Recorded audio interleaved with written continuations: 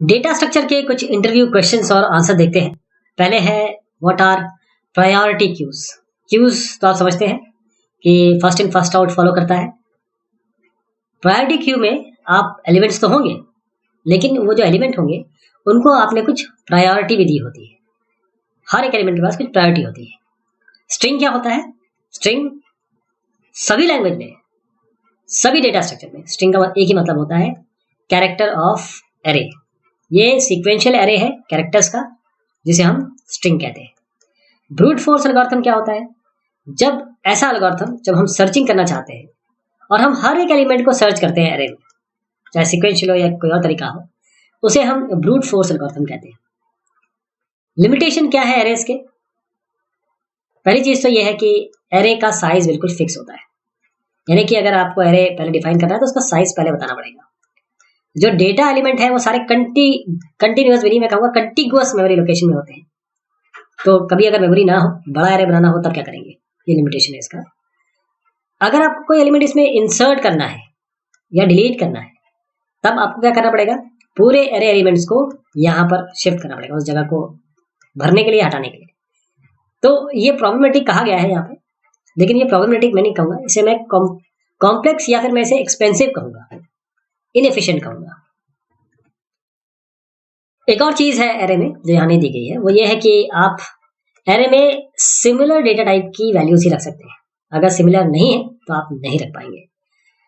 पांचवा है how can you overcome the limitation of arrays? Simple, use link list. Link list में ये सब प्रॉब्लम नहीं आती है, इसलिए इसको यूज करिए। तो लिंक लिस्ट क्या होती है? लिंक लिस्ट भी एक डेटा स्ट्रक्चर है, जैसे एरे है, जैसे लिंक लिस्ट है, स्टैक है, क्यू है। ये सारे डेटा स्ट्रक्चर है। डेटा रखने और स्ट्रक्चर किस तरीके से रखे जाएंगे और उनके ऑपरेशंस, ये सारे डेटा स्ट्रक्चर कहलाते हैं। तो लिंक लिस्ट एक डेटा स्ट्रक्चर है। जब आप कोई डेटा रखना चाहते हैं, आपके पास कंटिन्यूअस मेमोरी लोकेशन आपको नहीं चाहिए, साइज कोई फिक्स नहीं होता, और लिंक लिस्ट में जो एलिमेंट्स है या फिर जो नोड्स है वो लॉजिकली रिलेटेड होते हैं। फिजिकल में कोई जरूरत नहीं है। एक ये मेमोरी अगर इतनी बड़ी है तो कोई यहाँ हो सकता है, कोई यहाँ हो सकता है, कोई यहाँ हो सकता है, कोई कंटिन्यूअस की जरूरत नहीं है आपको। नोड क्या हुआ फिर? लिंक लिस्ट के ताल्लुक में बात कर रहे हैं, क्योंकि ट्री में भी नोड होता है। डेटा एलिमेंट लिंक लिस्ट का वो नोड होता है। तो अब दूसरा सवाल बनता है इसमें कि नोड में होता क्या है? तो एक नोड इस तरीके से होता है, उसमें दो फील्ड होती है। एक में आपका डेटा फील्ड होता है और दूसरा ये एड्रेस बताता है नेक्स्ट नोड को, किस तरीके से वो रिलेटेड है दूसरे नोड से। तो क्यू क्या हुआ फिर? आप कई जगह क्यू में खड़े होते हैं। मान लीजिए आप रेलवे रिजर्वेशन की लाइन में हैं, तो आप यहाँ खड़े हुए हैं, एक यहाँ खड़ा हुआ है स्टार्टिंग में, बीच में और लोग खड़े हुए हैं। तो क्यू मतलब ये है कि जो फर्स्ट इन है, सबसे पहले कौन आया होगा? यही आए होंगे। जब यहाँ आ रहा है वो, जब ये सब अपना काम कर लेंगे, इनका रिजर्वेशन हो जाएगा, तब आप यहाँ पर आएंगे। तो क्यू का मतलब ये होता है, ये एक सीक्वेंशियल ऑर्गेनाइजेशन ऑफ डेटा है। फर्स्ट इन फर्स्ट आउट पद्धति ये फॉलो करता है, इस टाइप का डेटा स्ट्रक्चर है ये। और जो एलिमेंट लास्ट पोजीशन में आ रहा है यहाँ पर, और इसी जगह ये एंटर हो सकता है।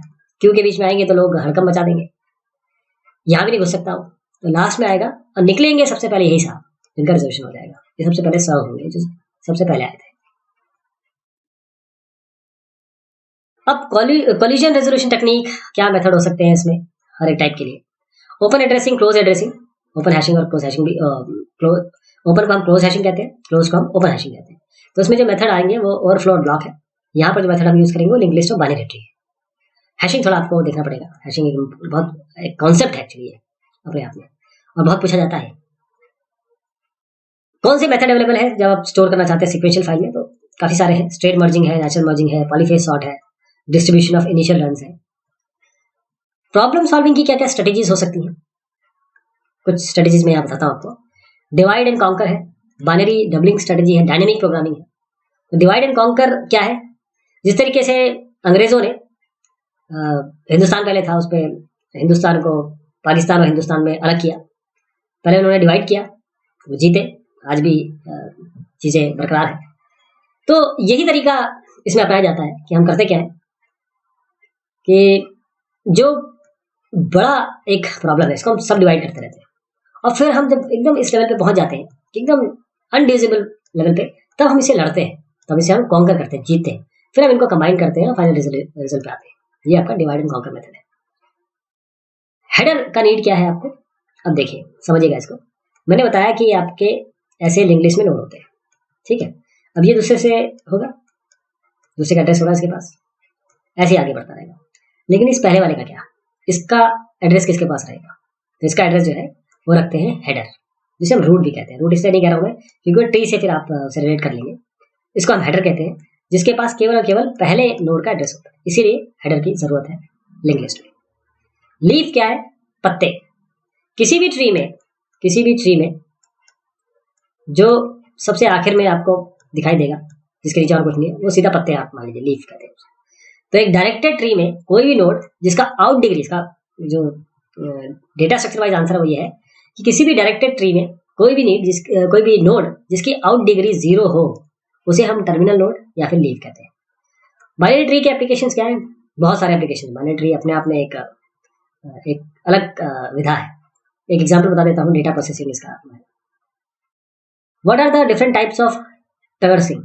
आपको याद होगा बाइनरी ट्री, ये ट्री को यूज करते हैं हम एक्सप्रेशन भी कंप्यूट करते हैं। कितने टाइप की ट्रैवर्सिंग होती है, 3 टाइप की होती है, प्री ऑर्डर, इन ऑर्डर और पोस्ट ऑर्डर। तो इससे सवाल निकलता है कि प्री ऑर्डर क्या होता है, पोस्ट ऑर्डर क्या होता है, इन ऑर्डर क्या होता है। इन तीनों को ध्यान से समझिएगा, मैं इनका आपको तरीका बताता हूँ। ये आपके पास रूट हो गए, ये आपके पास लेफ्ट हो गए, ये आपके पास राइट हो गए। तो प्री ऑर्डर में आपको क्या करना है, सबसे पहले रूट को एक्सेस करना है, फिर लेफ्ट सब ट्री पे जाना है, फिर राइट सब ट्री पे जाना है। पोस्ट ऑर्डर में क्या करना है, पहले लेफ्ट सब ट्री पे जाना है, फिर राइट सब ट्री पे जाना है, फिर आप नोड को एक्सेस करेंगे या रूट नोड को एक्सेस करेंगे। इन ऑर्डर में क्या करना है, सबसे पहले आपको लेफ्ट में जाना है, फिर रूट पे जाना है, फिर राइट पे जाना है। याद करने का तरीका यह है कि हर जगह लेफ्ट के बाद ही राइट आ रहा है, हर जगह लेफ्ट के बाद ही राइट आ रहा है, हर जगह लेफ्ट के बाद ही राइट आ रहा है, लेकिन रूट की पोजीशन चेंज हो रही है। प्री ऑर्डर में रूट सबसे पहले आता है, इसमें पोस्ट ऑर्डर में रूट सबसे बाद में आता है, इन ऑर्डर में रूट बीच में आता है। सॉर्टिंग क्या होती है, सॉर्टिंग असेंडिंग या डिसेंडिंग ऑर्डर। तो सॉर्टिंग का आंसर ये होगा कि ऑर्डरिंग द डेटा को ऑर्डर करना इंक्रीजिंग या डिक्रीजिंग फैशन में, जो रिलेशनशिप हो डेटा आइटम के अनुसार, से हम सॉर्टिंग कहते हैं। स्टोरेज स्ट्रक्चर और फाइल स्ट्रक्चर में क्या अंतर है, स्टोरेज स्ट्रक्चर और फाइल स्ट्रक्चर में। तो इसमें मेजर डिस्टिंक्शन बताना है। अगर आप किसी स्पेसिफिक डेटा स्ट्रक्चर की बात कर रहे हैं जो मेमोरी में है कंप्यूटर सिस्टम की, उसे हम स्टोरेज स्ट्रक्चर कहते हैं। जबकि storage structure expression auxiliary memory में, सिस्टम मेमोरी में नहीं, उसे हम फाइल स्ट्रक्चर कहते हैं। स्टैक क्या होता है, स्टैक हम जानते हैं कि लास्ट इन फर्स्ट आउट को फॉलो करता है, ये भी डेटा स्ट्रक्चर होता है। क्या हम इसे पॉइंटर से डिस्क्राइब कर सकते हैं, एक्सप्लेन। देखिए कोई भी स्टैक जब होता है ना, तो हमेशा जो टॉप होता है उसको बताने के लिए एक हमारे पास स्टैक पॉइंटर होता है, जिसे हम हेड पॉइंटर भी कहते हैं। तो क्योंकि स्टैक हमेशा एक हेड पॉइंटर रखता है जो पॉइंट करता है टॉप ऑफ द स्टैक को, तो सारे जो स्टैक ऑपरेशन है वो इस हेड पॉइंटर को उपयोग करके ही होंगे, इसीलिए हम स्टैक को it can be describe as a pointer. 24वां सवाल है सिंटैक्स एरर, लॉजिकल एरर और रन टाइम एरर क्या होता है। सिंटैक्स एरर ये होता है कि अगर आपको प्रोग्रामिंग की नॉलेज नहीं है, आपको पता नहीं सेमीकोलन कहाँ लगाना है, आपको पता नहीं कि स्विच के बाद ब्रेक कहाँ लगाना है, तो ये सब चीजें अगर आपको नहीं आती है, तो अगर आप गलती ऐसी करते हैं तो उसे हम सिंटैक्स एरर कहते हैं। दूसरा लॉजिकल एरर, अगर आपको प्रॉब्लम नहीं समझ में आ गई, जो यूजर ने कहा वो आपको नहीं समझ में आ रहा, आप कुछ और इम्प्लीमेंट कर दे रहे हैं, उसे हम लॉजिकल एरर कहते हैं।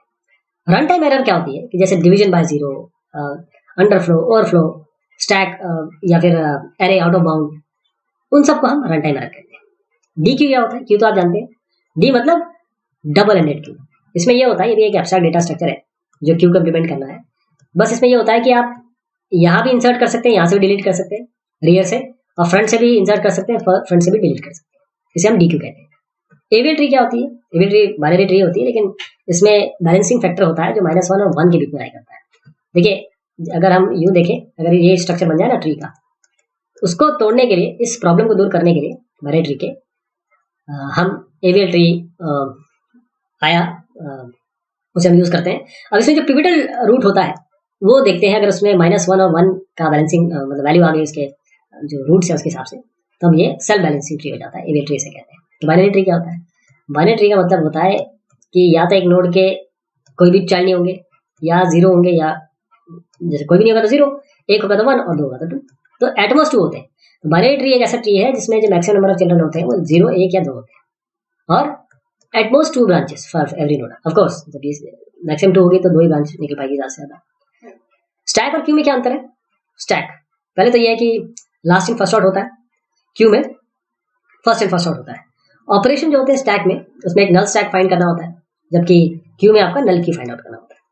स्टैक में आप टॉप एलिमेंट को पता करते हैं, यहाँ पर हम नेक्स्ट एलिमेंट को पता करते हैं। रिमूवल हमेशा टॉप से होता है, एडिंग भी टॉप पे होती है, और यहाँ पर रिमूवल होता है एक जगह से और फ्रंट से, और इंसर्शन होता है रियर में, एंड में होता है। इसी तरीके से डिलीशन जो है वो आपका बिगिनिंग ऑफ द क्यू होता है। 29वां सवाल है, what actions are performed when function is called. Function जब कॉल होता है तो क्या क्या चीजें होती है? काफी चीजें, सारी चीजें होती है सिस्टम लेवल पे भी, लेकिन जो मेन है वो ये है कि पहले तो हम आर्ग्यूमेंट को पास करते हैं, जो हमारे फॉर्मल और एक्चुअल आर्गुमेंट होते हैं। एक्चुअल आर्गुमेंट फॉर्मल में भी जाके पास हो जाते हैं। लोकल वेरिएबल जो होंगे वो इनिशियलाइज किए जाते हैं, एलोकेट किए जाते हैं, इनिशियलाइज किए जाते हैं फंक्शन के। फिर जो मेन फंक्शन है वो ट्रांसफर करता है कंट्रोल अपना इस फंक्शन में। प्रिसिशन क्या है? डेटा स्ट्रक्चर के संदर्भ में अगर समझे हम, तो प्रिसिशन मतलब होता है एक्यूरेसी डेसिमल पोर्शन की। जैसे आपने 22.42 लिख दिया तो प्रिसिशन कितना हो गया इसका? 2। प्रिसिशन हो गया 2। प्रिसिशन का मतलब यह है कि जितने डिजिट आप अलाउ कर रहे हैं डेसिमल के बाद, डेसिमल पॉइंट के बाद। ओवरफ्लो और अंडरफ्लो से क्या समझते हैं? समझिएगा इसको। अगर आपके पास कोई भी डेटा स्ट्रक्चर है, उसमें आप नया डेटा डालना चाहते हैं और वो डेटा स्ट्रक्चर ऑलरेडी भरा हुआ है, तो हम उसे ओवरफ्लो कहेंगे। अगर डेटा स्ट्रक्चर में जैसे मान लीजिए स्टैक क्यू में कुछ है ही नहीं और आप उसे डिलीट करना चाहते हैं, तो वो तो है ही नहीं, उसे हम अंडरफ्लो कहते हैं। तो ये कुछ क्वेश्चन देखे हमने डेटा स्ट्रक्चर के, आगे भी हम बहुत सारे देखने वाले हैं। तब तक शुक्रिया, मेहरबानी।